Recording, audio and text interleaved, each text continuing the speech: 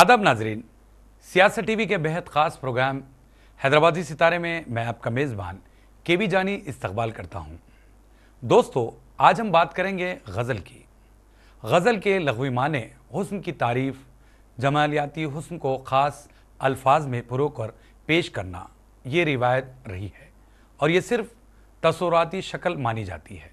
हकीकत से कहीं कहीं ताल्लुक़ रहा है, लेकिन इसके बावजूद गज़ल ऐसे वजूद को बरकरार रखी हुई है। सिंफ है, तमाम असनाफ में गज़ल की मकबूलियत में कभी कमी नहीं आई। इसी वजह से वो आज भी इस तरक्की याफ्ता दौर में अपने फ़न कमाल से महफ़िलों में रंग बिखेरने लगी है और इस सिंफ से कई फ़नकार ने फ़नकाराना सलाहियतों के साथ अपने दामन में तारीफ़ बटोरने लगे हैं। जब कभी कहीं महफ़िल गज़ल का एहतमाम हो तो मशहूरों मारूफ शोरा और अशार की गूंज सामईन में सुनाई देती है और इनकी ख्वाहिश के मुताबिक गज़ल के फ़नकार इनकी फरमाइशों को अमली जामा पहनाकर महफ़िल में रंग बिखेरने लगते हैं और अपने ख़ास अंदाज और लहजे से महफ़िल लूट लेते हैं। इन्हीं फ़नकारों में से एक नुमाया नाम अदनान सालम का नज़र आता है, जिनको बचपन से ही मौसीक़ी का शौक़ रहा और वो अपने वालिद मोहतरम जनाब सैयद सालम अली, जो बेहतरीन स्पोर्ट्समैन के साथ साथ कई साज़ों को बजाने और धुनें तैयार करने में महारत रखते थे, इन्हीं से मौसीक़ी की तालीम हासिल करना शुरू किया और फ़न को निखारा और फिर उस्ताद बड़े ग़ुलाम अली साहब के फ़र्जंद मोहतरम मुनव्वर अली ख़ान साहब जैसे गुरु से गज़ल गायकी की बारीकियों को सीखा और राग यमन से अपनी गज़ल गायकी के सफ़र का आगाज़ किया। वैसे अदनान सालम ने गज़ल गायकी से कबल एशिया के अजीम गुलकार मोहम्मद रफ़ी साहब के नग़मों को गुनगुनाया करते थे और वो 1991 में मोहम्मद रफ़ी के ओपन चैलेंज जैसे मुकाबले में अपनी आवाज़ और गायकी के ज़रिए फ़ाइनल तक रसाई हासिल की। अदनान सालम मुख्तलिफ़ कंसर्ट में अपनी आवाज़ का जादू जगाकर समा बांध देते हैं। इन्हें कई अवार्ड से भी नवाजा जा चुका है। इन्होंने मुल्कों में बैरून मुल्क में मुनक़िदा कई प्रोग्रामों में अनगिनत गज़लों को अपनी आवाज़ और अंदाज से सजाया और खूब दाद व तहसीन हासिल की। अदनान सालम का दूसरा पहलू ये है कि इन्होंने इंजीनियरिंग की तालीम हासिल की और वो मौसीक़ी को अपना पैशन मानते हैं। तो आइए मुलाकात करते हैं अदनान सालम से और जानते हैं इनकी ज़िंदगी की अनमोल बातें, ख़ुद उनकी ज़ुबानी। आपका बहुत बहुत खैर मक़दम किया जाता है अदनान सालम साहब। बड़ी खुशी हो रही है आज आप हमारे इस प्रोग्राम में मौजूद हैं गुफ्तगू करने के लिए और कुछ आपकी अपनी कंपोजिशन, कुछ गज़लें सुनाने के लिए। बहुत शुक्रिया आपका केबी जानी साहब, और सियासत का भी मैं शुक्रिया अदा करना चाहूँगा जो आपने मुझे यहाँ मदऊ किया है आपके इस बड़े ही मशहूर प्रोग्राम हैदराबादी सितारे, इस प्रोग्राम में बहुत बहुत शुक्रिया आप सबका। जी जी। अदनान सालम साहब, शुरुआत मैं चाहूँगा कि आप अपने फैमिली बैकग्राउंड के बारे में ज़रूर बताइए। जी, हमारा सादात घराना है और हैदराबाद के काफ़ी मशहूर मारूफ हस्तियां हमारे फैमिली में गुज़रे हैं, ननियाल में भी, ददियाल में भी। और मेरे वालिद मोहतरम जनाब सैयद सालम अली साहब, जो हैदराबाद के पहली साइकिल रेस जीते थे, फिर नेशनल्स साइकिल रेस जीते, फिर बाद में उनको वर्ल्ड चैम्पियनशिप के लिए भेजा गया था बाहर। बहुत ही ज़बरदस्त स्पोर्ट्समैन गुज़रे। और वो जो है फिर मेरे दादा कर्नल हबीब अली साहब, वो भी निज़ाम आर्मी के कर्नल रहे और बैरक्स जिसे अब बारकस कहते हैं उसके कमांडर इन चीफ़ रहे और निज़ाम हॉर्स पोलो टीम के कैप्टन रहे।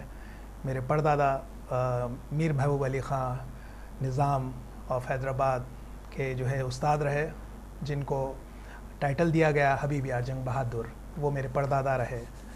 और ननियाल में भी सैयद नूरुद्दीन अली हुसैनी जागीरदार, वो भी बड़े ज़बरदस्त हॉर्स राइडर और मुख्तलिफ़ टैलेंट्स उनके भी रहे।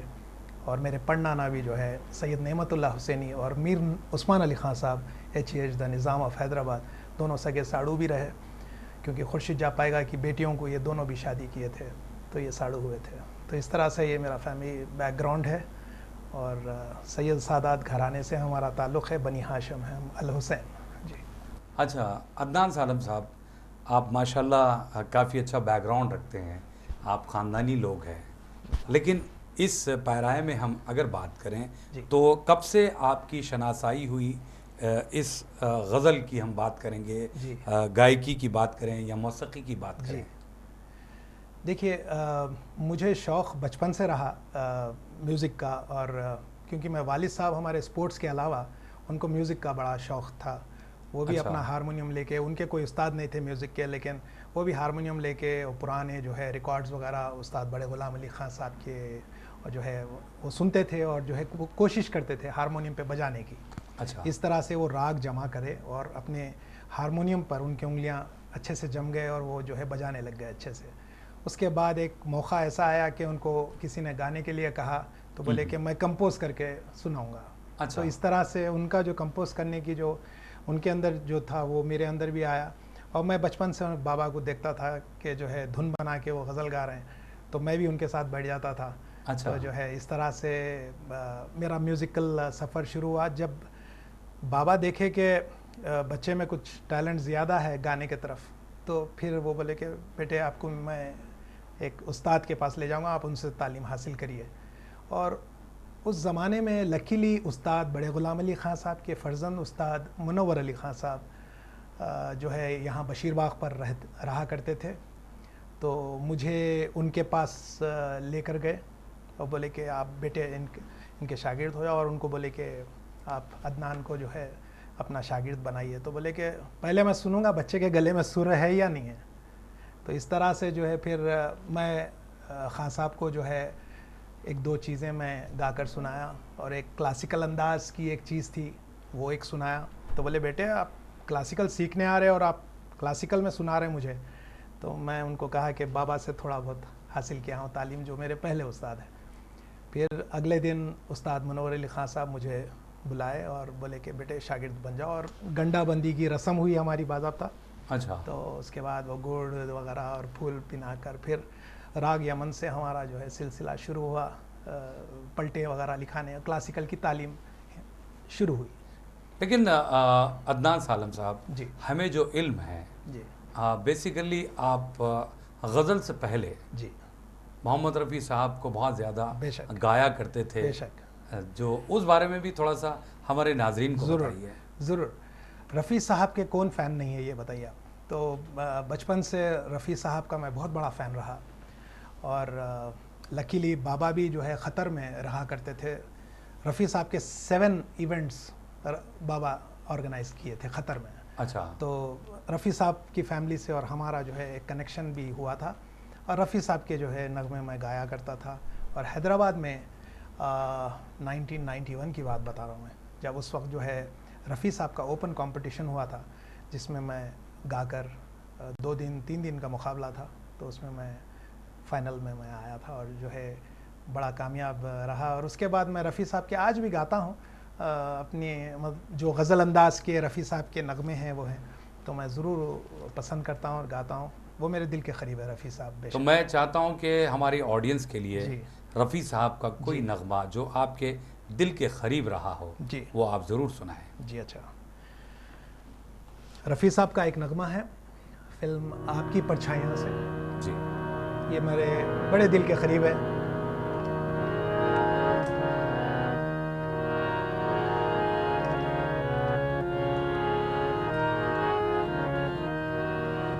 मैंने गाहें तेरे चेहरे से हटाऊं कैसे,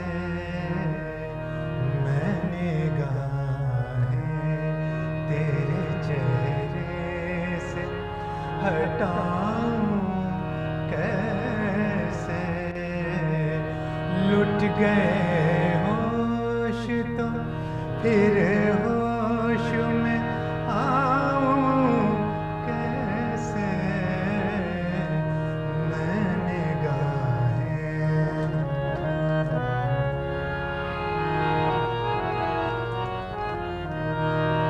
छा रही थी तेरी महकी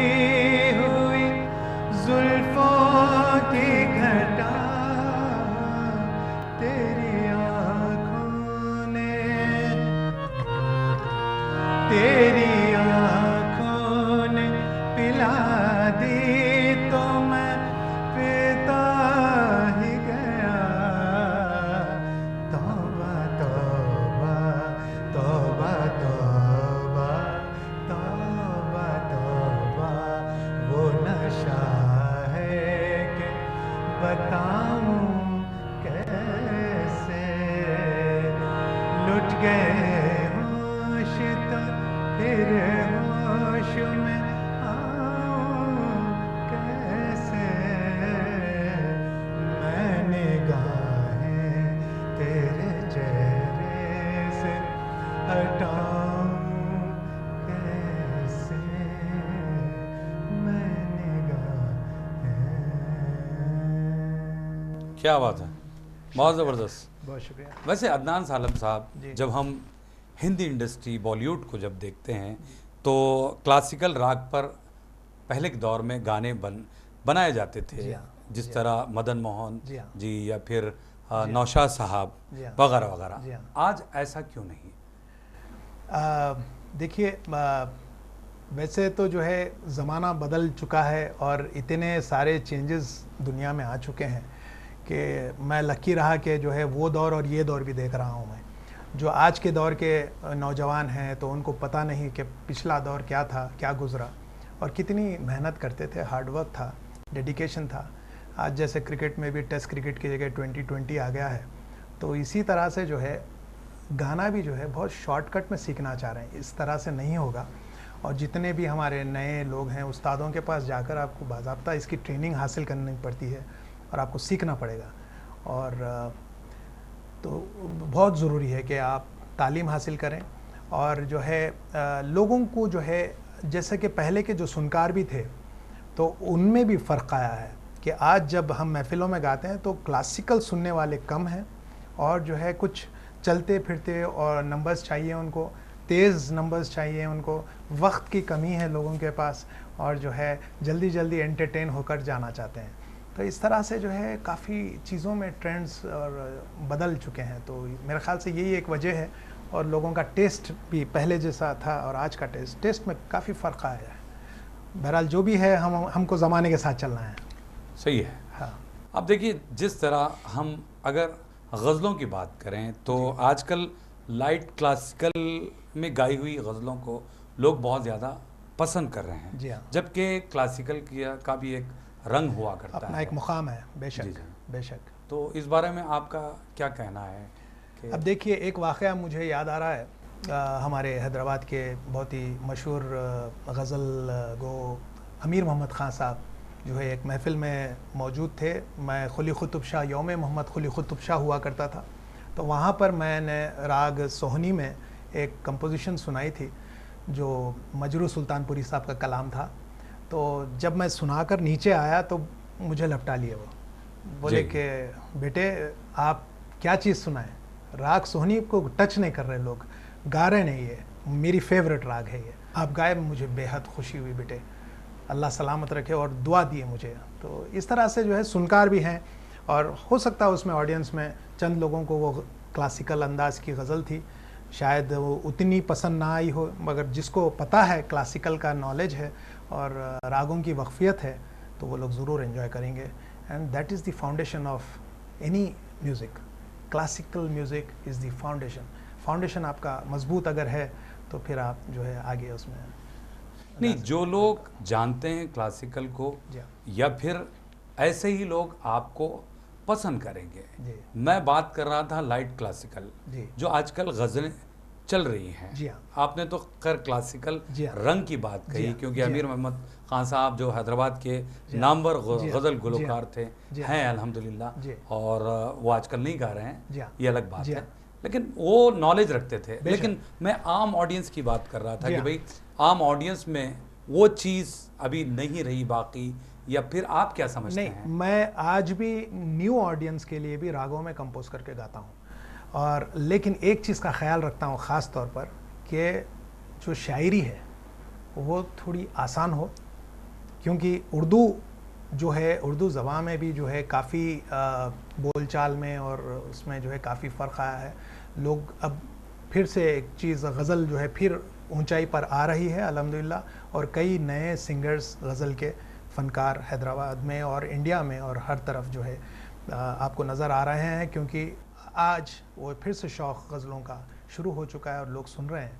तो लेकिन गज़ल में राग तो होती ही होती है, चाहे कोई भी गाना भी लइए आप या जो है गज़ल गायकी लइए, राग से तो ठाठ हैं, पहले तो 10 ठाठ हैं और ठाठ में से निकलते हैं राग। तो ये सारी चीज़ें तो है ही उसमें। आप सा बोलेंगे, सा रे गा मा, वहाँ से ही अब कोई ना कोई राग में बिलावल या खमाज या बहरहाल रागों में आप आ ही जाते हैं। तो इस तरह से जो है रागों में कंपोजिशन, ये ख्याल रखता हूँ मैं कि आसान पोइट्री, लेकिन सिलेक्शन ऑफ गज़ल भी बहुत इंपॉर्टेंट रोल करता है, क्योंकि खैर मैं वो आगे बात जी करूंगा। हाँ।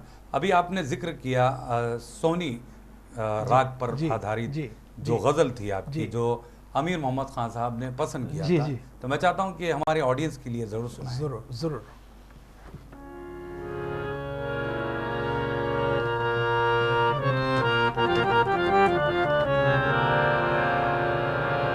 मजरू सुल्तानपुरी साहब का कलाम है, मेरी ओन कंपोजिशन है, राग सोहनी में।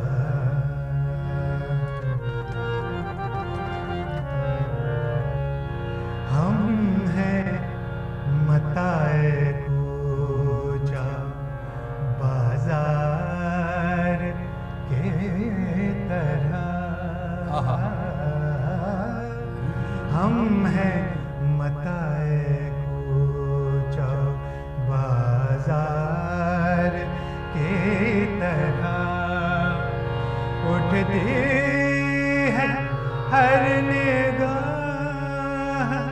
खरीदार के तरह। हम हैं मताए कूचा बाजार के तरह।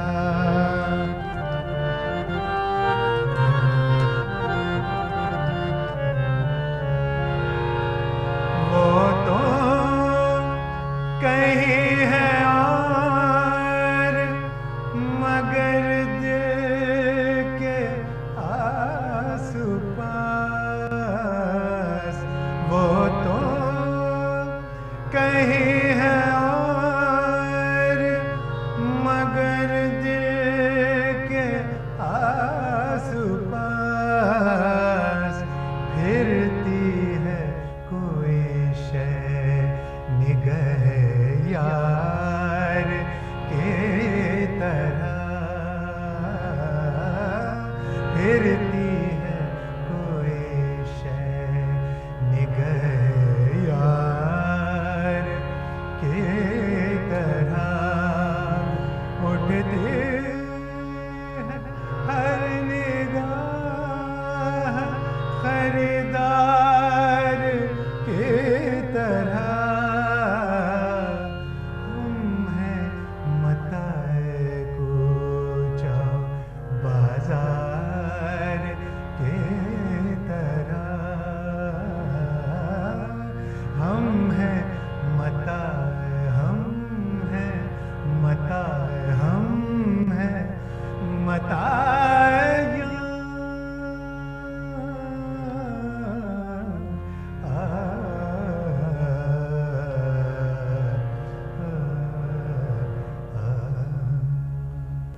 क्या बात है, बहुत ज़बरदस्त नाज़ सालम साहब, बहुत शुक्रिया। लेकिन एक सवाल मैं यहाँ पर जानना चाहूँगा कि रागों की तालीम, फिर आवाज़ को साधने की जो तालीम है, या बंदिशें जो गाई जाती हैं, या फिर पलटे वगैरह आपने गुरु से सीखे, उस्ताद मोहतरम से सीखे, और साथ साथ आपने इंजीनियरिंग भी हासिल की।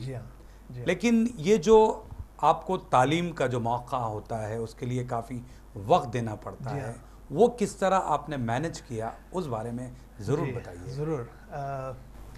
मैं जब तालीम लेने यहाँ आता था तो जो है छुट्टियों में, क्योंकि गुलबर्गा कर्नाटक से मैं इंजीनियरिंग कर रहा था, तो जब भी आपसे मैं जैसा होमवर्क लेते हैं उस्तादों से, उस तरह से मैं होमवर्क लेता था। और जितने दिन भी यहाँ हैदराबाद में रहता था मैं, तो आपके पास, उस्ताद के पास रोज़ जाया करता था और ज़्यादा से ज़्यादा वक्त जो है उस्ताद के पास जो है मैं गुजारता था और जो है उनसे होमवर्क ले लेता था।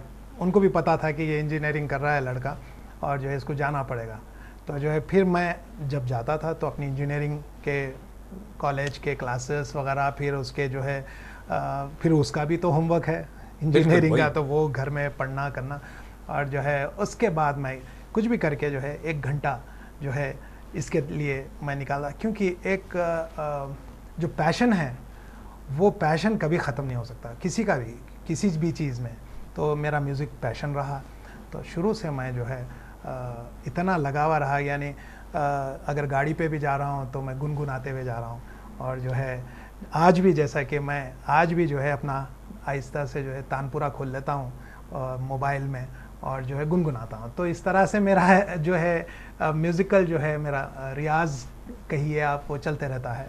और एक तो दुआएं हैं और अल्लाह की देन है कि शुक्र अदा करूँगा मैं अल्लाह ताला का, और आप सब की दुआएं हैं कि मैं कम वक्त में जो है काफ़ी चीज़ मैं हासिल कर सका मैं। ये दुआएं हैं बस। बेशक बेशक जी।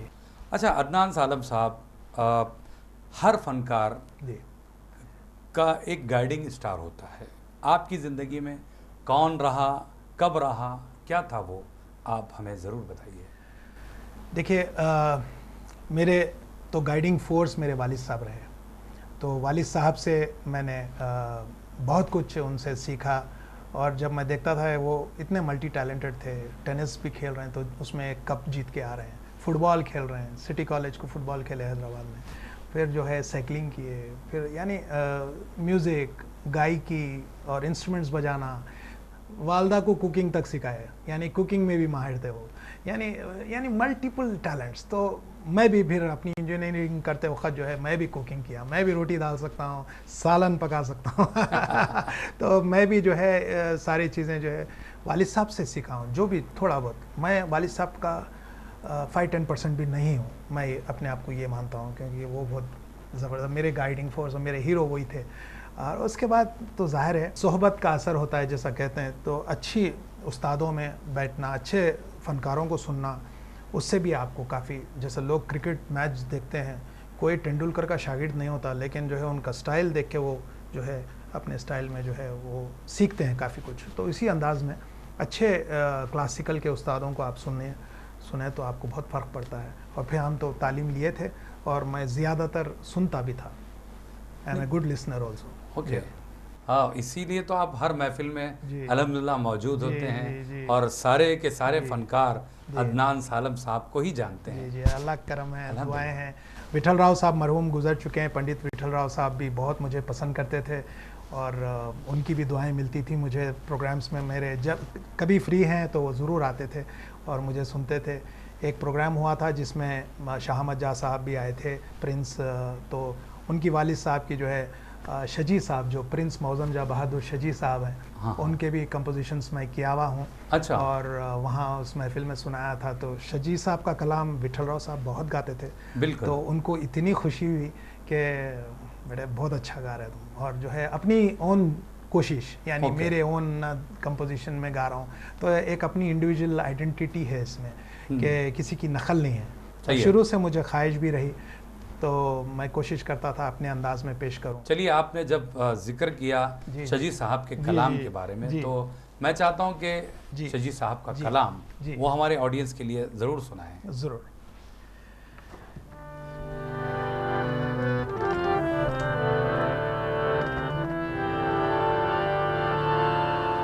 प्रिंस मौज़म जा बहादुर शजी साहब का कलाम है, मेरी ओन कंपोजिशन है, बीम प्लास राग में। नेज़ा गामा पा गामा पनी दा पदा मा पा गामा रे पा गामा रे ने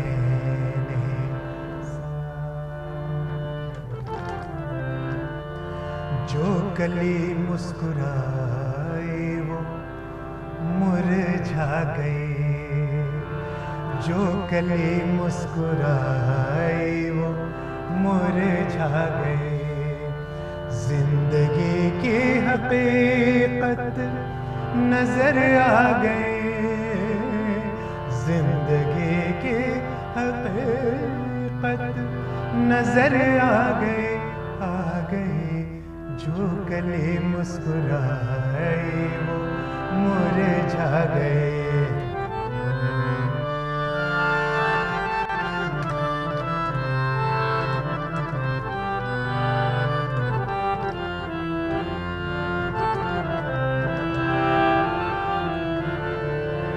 क्या बहारों की है शोला सामानिया,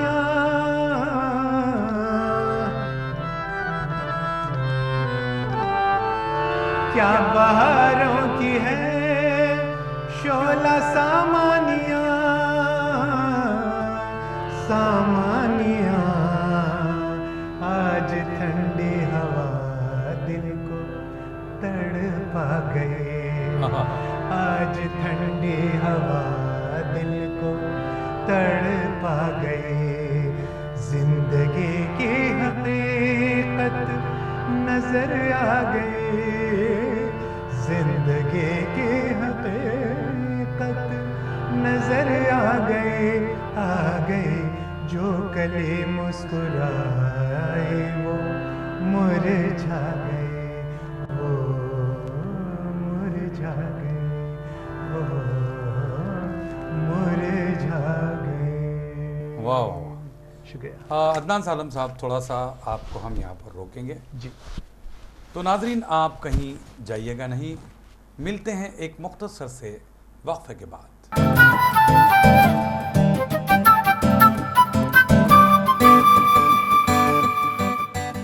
नाजरीन, सियासत टीवी की ताज़ा तरीन ख़बरें, मुशायरे, मजहबी प्रोग्राम्स और दीगर तफरीही प्रोग्राम्स देखने के लिए आप हमारा मोबाइल ऐप प्ले स्टोर से डाउनलोड कर सकते हैं। इसके अलावा यूट्यूब और फेसबुक पर आप सियासत टीवी का राज टेलीकास्ट भी देख सकते हैं। यूट्यूब पर सियासत टीवी सब्सक्राइब करें और बेल आइकॉन पर क्लिक करें ताकि नए वीडियोस आप तक फौरी तौर पर पहुंच सकें।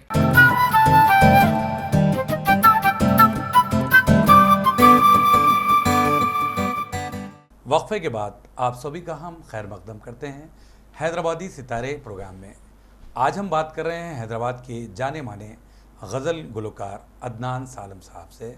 अदनान सालम साहब, ब्रेक से पहले आपने कैरियर की इब्तदाई दौर की बातें और फिर आप जिस फैमिली बैकग्राउंड से आते हैं उस बारे में बताया। जी। अभी हम ये ज़रूर जानना चाहेंगे कि एक सिंगर के लिए, एक गुलकार के लिए दौरे हाजिर में आवाज़ के साथ साथ फिज़िकल अपीयरेंस का होना कितना ज़रूरी है, आप क्या मानते हैं? अच्छा सवाल है आपका, और मैं बराबर ये चीज़ को मानता हूँ कि क्योंकि जब ऑडियंस बैठ के आपको जो है 2 घंटे 3 घंटे आपको वॉच कर रही है, तो आपका फिज़िकल अपीयरेंस और प्रेजेंटेशन आपका बेहद अच्छा होना चाहिए, यानी वेल ग्रूम्ड होना चाहिए। आपके कपड़े और आपका जो है वे ऑफ परफॉर्मेंस, आपका जो है आप एक अच्छे परफॉर्मर जब ही रहेंगे कि आप में वो एक कॉन्फिडेंस लेवल भी रहेगा और आपके चेहरे से वो चीज़ झलकेगी कि आप यू आर कॉन्फिडेंट, और वो होना बेहद ज़रूरी है। स्टेज फियर अगर रहेगा तो वो चीज़ नहीं पैदा हो सकती। और आपका ड्रेसिंग सेंस है और जो है किस तरह से जाना है, क्या है। स्टेज पर आपके आर्टिस्ट हैं, जो म्यूजिशियंस हैं, उनको भी आपको गाइड करना पड़ेगा कि मैं आज ब्लैक ड्रेस पहन रहा हूँ तो आप सभी ब्लैक पहनिए ताकि हम एक टीम की तरह स्टेज पर अच्छे लगें। तो अपीयरेंस डेफिनेटली काउंट्स। और एक सबसे इम्पॉर्टेंट चीज़ जो गायकी में हमारे उस्तादों ने सिखाया कि चेहरा जो है मुस्कुराता हुआ और जो है अच्छा रखे, और जो है आवाज़, क्योंकि लोग अक्सर जो है वो यहीं पर गाते हैं ऊपर का ऊपर, आपकी आवाज़ अंदर से निकलना है तो वो रियाज में और क्लासिकल के उसमें आता है वो। तो बहरहाल आवाज़ खुल के आना है, खुली हुई आवाज़ में गाना है आपको, और ये नहीं कि जो है तो उसके लिए रियाज़ करना है। और चेहरा ना बनाएं, चेहरा अगर आप बनाएंगे तो सामने वाली ऑडियंस को जो है आपका अच्छा नहीं लगेगा, और जो है तो इसलिए आपका presentation and how you perform is very important, बहुत ज़रूरी है। अच्छा अदनान सालम साहब, जी। हम जो देखते हैं कि अक्सर जो गज़ल सिंगर होते हैं वो राग भैरवी और राग यमन पर गज़लें बहुत ज़्यादा बनाते हैं। जी हाँ। इसकी अहम वजह क्या मानते हैं आप? राग यमन अक्सर लोगों की फेवरेट राग है। उसमें एक किस्म की एक मिठास है और कई गज़लें और नगमे जो है राग यमन में कंपोज किए हैं। जैसे कि आप मशहूर गज़ल है रंजिशी सही मेहदी हसन साहब की, अक्सर फरमाइश आती है।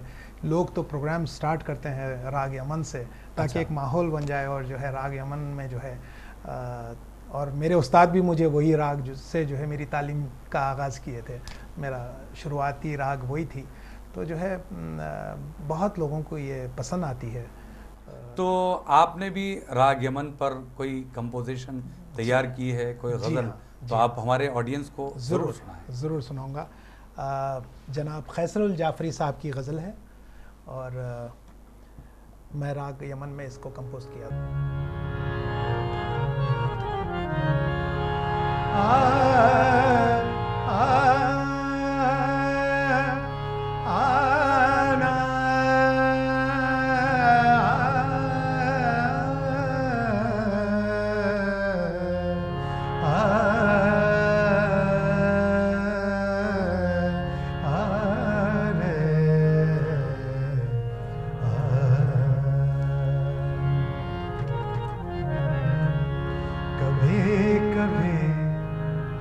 तेरा मैं खाना, कभी कभी तेरा मैं खाना, याद आए बहुत, कभी कभी तेरा मैं खाना, याद आए बहुत, कि एक बूंद ना पी और लड़खड़ाए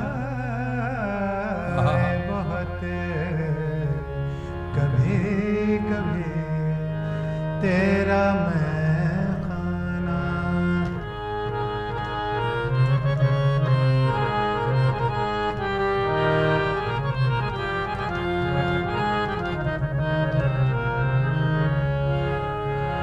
किताब दिल को जो पानी में फेंक आए हम, किताब दिल को जो पानी में फेंक आए हम, तेरे रखे कुछ फूल याद आए बहुत, तेरे रखे हुए कुछ फूल याद आए बहुत, कि एक बूंद ना पी और लड़खड़ाए बहुत, कभी कभी तेरा मैं खाना, कभी कभी तेरा मैं खाना, कभी कभी तेरा मैं खाना।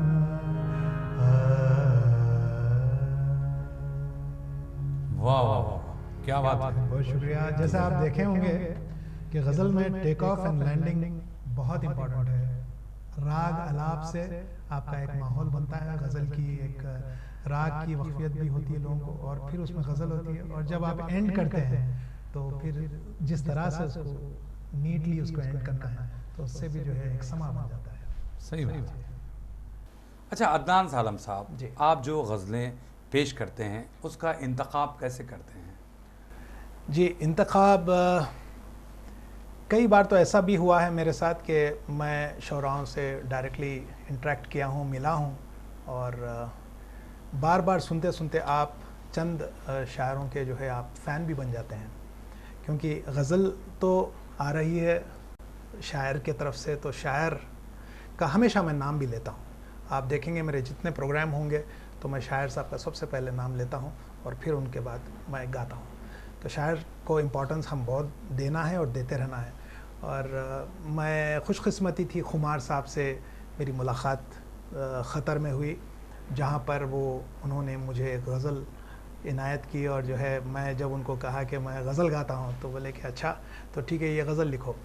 तो मैं गज़ल लिखा और जो है उसको जो है फिर मैं धुन उसकी तरतीब वगैरह किया, मगर कोशिश ये किया कि उसमें कुछ खुमार साहब की झलक भी आ जाए। अच्छा। तो वो कंपोजिशन ऐसे अंदाज से किया मैं कि ऐसा लगे कि भाई हाँ, ये तो खुमार साहब पढ़े थे मुशायरे में, तो वो झलक भी उसमें वो कंपोजिशन में मैं उसको रखने की कोशिश किया। एक यूनिक अंदाज़ था उनका जो मुशायरों में पढ़ते थे। उसके बाद फिर खैसरुल जाफरी साहब हैं, उनसे भी मैं पर्सनली मिला, वो भी एक गज़ल मुझे दिए थे और मैं उसको कंपोज़ किया। तो ये जो है शोराओं से जब मैं मिलता हूँ, मुशायरे भी अटेंड करता हूँ मैं, और जो है कोशिश करता हूँ कि अच्छी गज़लें हैं तो मैं पिक करता हूँ, लिख लेता हूँ। और फेसबुक पे आजकल तो फेसबुक लाइव वगैरह काफ़ी हो रहे हैं। मैं ख़ुद कोविड के दौर में काफ़ी फेसबुक लाइव किया हूँ। तो जब भी कोई अच्छी गज़ल मेरे को सुनने आती है, मैं फ़ौरन नोट कर लेता हूँ और जो है उसकी जो है हारमोनियम लेके बैठ जाता हूँ, क्योंकि दिमाग में धुन आना स्टार्ट हो जाती है।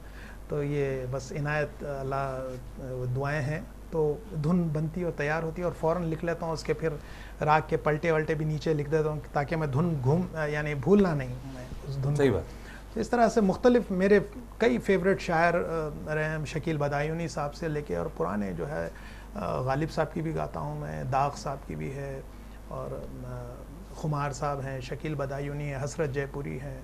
तो इस तरह से जो है ये यानी बहुत ही टॉप के शोरा, डॉक्टर बशीर बदर हैं, वसीम बरेलवी साहब हैं, ये जितने भी हैं, ताहिर फराज साहब अभी हाल में, और एक आलोक श्रीवास्तव साहब एक जो है रिसेंटली उनकी एक गज़ल मुझे फेसबुक पे बहुत पसंद आई, तो मैं फ़ौरन मैं चाहता हूँ कि वो गज़ल आप ज़रूर सुनाएं। आलोक श्रीवास्तव साहब से भी इंटरेक्शन मेरा हुआ गुलबर्गे में एक मुशायरे में, और ये गज़ल वो पढ़े थे और मैं इसकी धुन बनाया।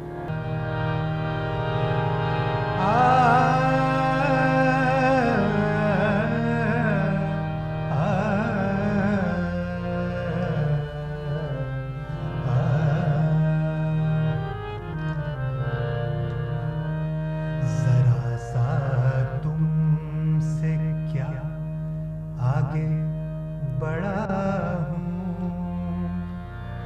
जरा सा तुमसे क्या आगे बढ़ा हूँ, तुम्हारी आँख में चुभने लगा हूँ। जरा सा तुमसे क्या आगे बढ़ा हूँ, तुम्हारी आँख में चुभने लगा हूँ।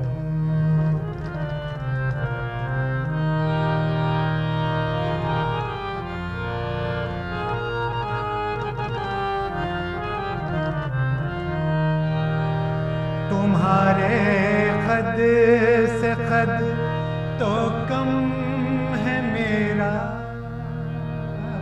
तुम्हारे खद से खद तो कम है मेरा, तुम्हारी सोच से लेकिन बड़ा हूँ, तुम्हारी सोच से लेकिन बड़ा हूँ, तुम्हारी आँख में चुभने लगा हूँ, जरा सा तुमसे क्या। वाह वाह वाह। जी लेकिन एक बात है अदनान सालम साहब, जी। जिस तरह आपने बताया कि भाई आप मुख्तलिफ शोरा का कलाम पेश करते जी हैं, हाँ। लेकिन इन शोरा में जी हम जो देखते हैं जी। हैदराबाद के कोई भी शोरा का कलाम ज़्यादातर गज़ल सिंगर नहीं गाते। जी जी जी। इसकी अहम वजह क्या कि बेहद खूबसूरत लिखने वाले हैदराबाद के शोरा हैं और माशाल्लाह से जो है इंटरनेशनली फेम शोरा हैं, मैं कहूँगा हैदराबाद के शायर। और फिर क्या वजह है कि क्योंकि बहुत सारे हम जो देखते हैं तकरीबन जितने गज़ल सिंगर है जी जी वो लोग जो है जो भी हमारे हिंदुस्तान भर के जी। जो शोरा है, मशहूर शोरा है, जी। उन्हीं के कलाम को गाते हैं, जबकि हैदराबाद से भी बहुत सारे मशहूर शोरा गुजरे बेशक, हैं बेशक। और हैं मौजूद। इसकी वजह है, इसकी एक वजह मैं जो देखता हूँ यूजुअली कि जो फरमाइश आती है, कई बार लोग जो है फरमाइशी चिट्ठी जब भेजते हैं तो उस पर लिखा होता है शायर का नाम कि आप जो है फ़ानी साहब की गज़ल सुनाइए, अहमद फराज साहब की गज़ल। तो इसमें कोई हैदराबादी शोरा का जो है स्लिप नहीं आता है मेरे पास, लेकिन हम फिर भी कोशिश करके जो है हैदराबादी शोरा का मैं ज़रूर गाता हूँ। रिसेंटली डॉक्टर सलमान आबिद साहब की गज़ल गाया हूँ मैं, कई 2-3 गज़ल उनके कंपोज़ किया हूँ। और जो है अर्जुमन बानू जी की रिसेंटली एक गज़ल मैं कंपोज़ करके गाया हूँ। तो इस तरह से शाज तमकनत साहब हैं और जो भी हैदराबाद के जो है मशहूर, और शजी साहब का काफ़ी कलाम मैं गाता हूँ। और प्रिंस मीर नखी अली ख़ान साहिब भी बेहतरीन शायर गुज़रे। आईना देख के समझो ना सवर जाओगे, आईना देख के समझो ना सवर जाओगे, गौर से अक्स जो देखोगे तो डर जाओगे। हाँ। तो इस तरह से जो है हैदराबाद के बेहतरीन शायर जो हैं गुजरे हैं और हैं भी, आज भी हैं।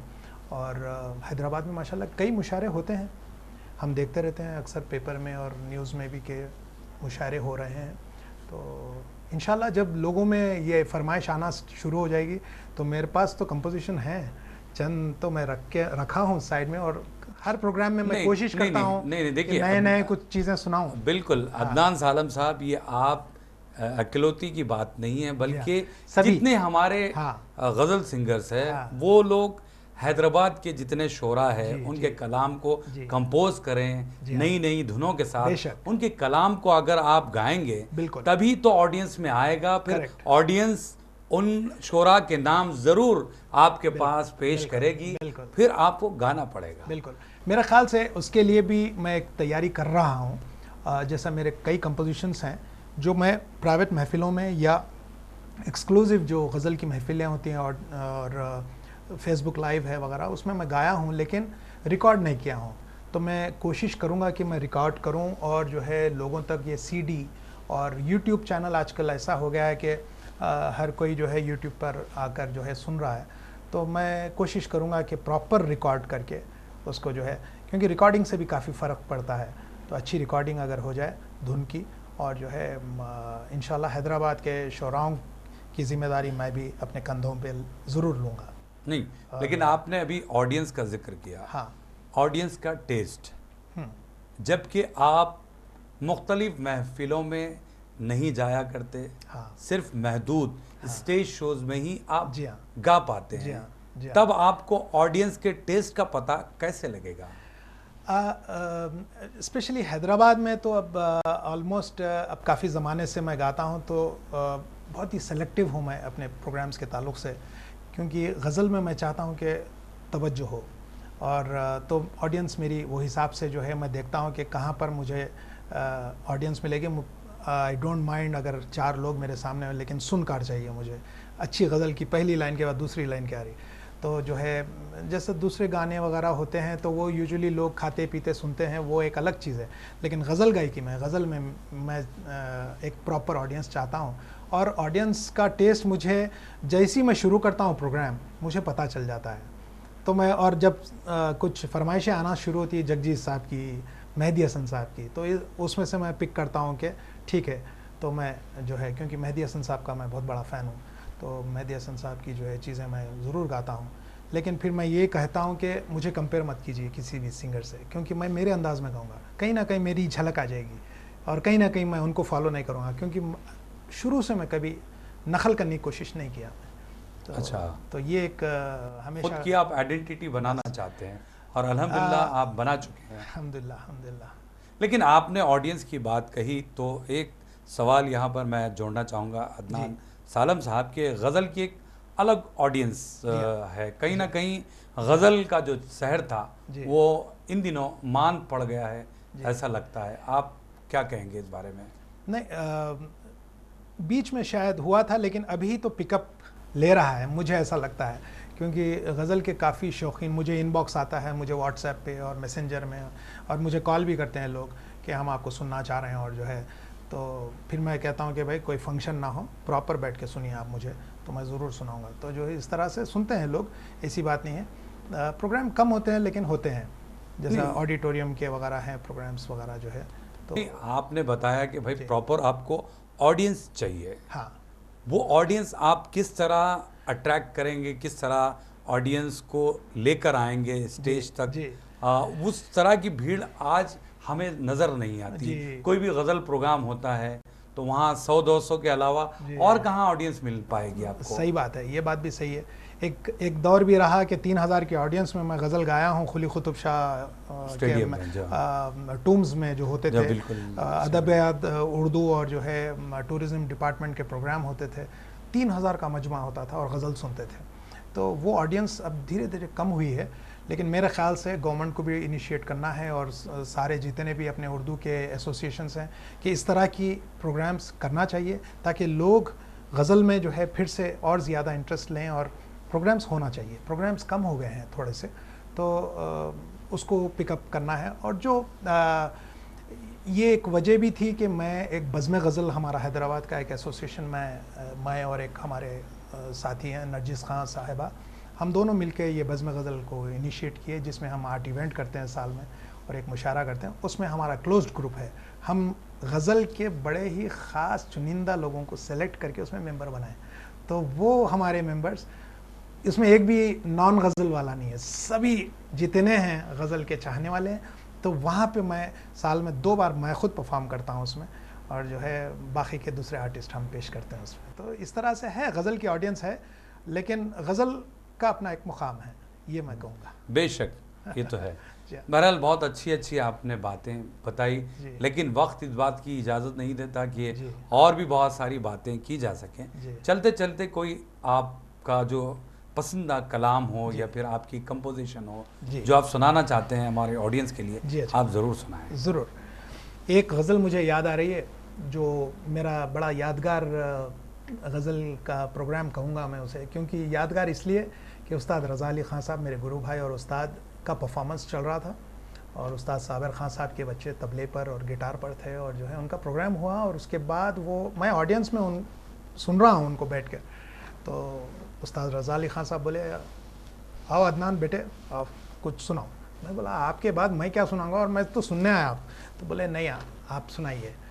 तो मुझे ये एक गज़ल जो है उस वक़्त जहन में थी, ये यूट्यूब पे है, ख़मर जलालाबादी साहब की गज़ल है, मेरी ओन कंपोजिशन है, राग चारुकेशी में, तो आपको और सुनाऊंगा।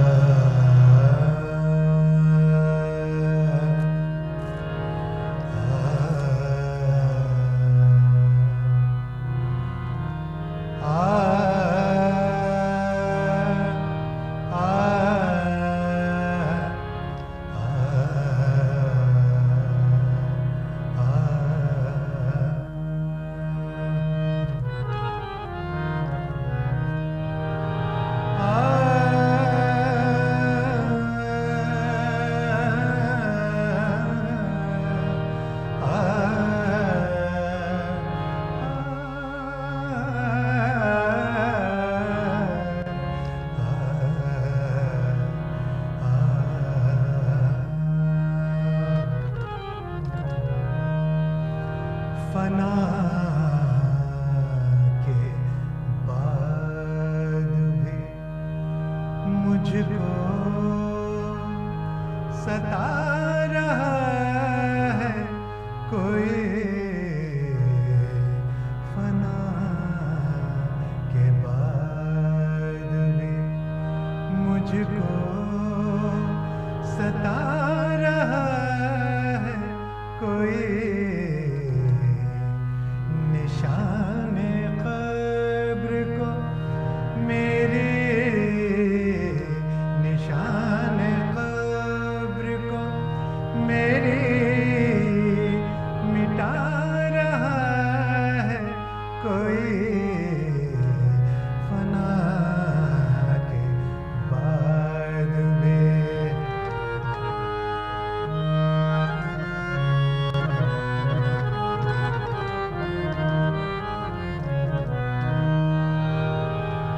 ये शायर ने क्या खूब शेर लिखा है। एक मैयत डोले पर जा रही है और खुदा से दुआ कर रही है। सुनिए ये शेर। मेरे खुदा मुझे थोड़ी सी जिंदगी दे दे। मेरे खुदा मेरे खुदा मेरे खुदा